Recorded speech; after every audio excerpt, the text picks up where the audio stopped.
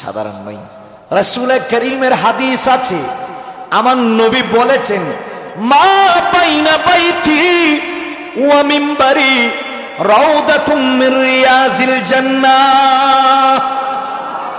আমার নবীজি হাদিসে পাকের মধ্যে বলেছেন, এ জগতের মুসলমান শোনো, তোমাদের মসজিদের মিম্বার আর আমি নবীর কদম মোবারক, নালায়ের মোবারক যে মিম্বার শরীফের মধ্যে পড়েছে, সেটার মধ্যে আকাশ পাতাল বেষ্টন আছে। কেমন বেষ্টন? নবীজি বলেন, মা বাইনা বাইতি ওয়া মিম্বারি রাউদাতুম মির রিয়াজিল জান্নাহ। আমি নবীর কদম এবং আমার হুজরা থেকে এই মিম্বরে আসা যাওয়ার কারণে, আমার কদম বারবার বারবার এই জায়গায় লাগার কারণে খালি ছোট্ট এই জায়গাটাকে আল্লাহ জমিনের মধ্যে একটা জান্নাতের বাগান বানিয়ে দিয়েছে। শুধু তাই নয়, আপনারা জানেন কিয়ামতের ময়দান কায়েম হবে, হবে না?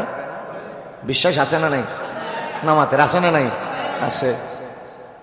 আগুন ডালা আকাশ হবে রোজ কিয়ামতের ময়দানে, রোজ কিয়ামতের নফসি নফসি করব সবাই, খুঁজব ছায়া কোন কানে খুঁজব।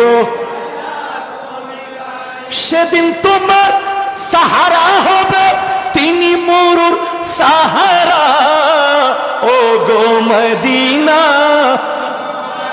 হে ও গো। বাবারা রাখেন, কিয়ামতের ময়দান কায়েম হবে, 12টা সূর্য আপনার আমার মাথার উপরের মধ্যে থাকবে, জবানে নফসি নফসি জারি হয়ে যাবে। ওই কঠিন মুসিবতের টাইমে আপনি আমি সবাই পিপাসার্ত হয়ে যাব। আল্লাহ কোরআনুল কারীমের মধ্যে বলেছেন, ইন্না আতাইনাকাল কাউসার, আই হাবিব আমি আপনাকে কাউসার দান করেছি।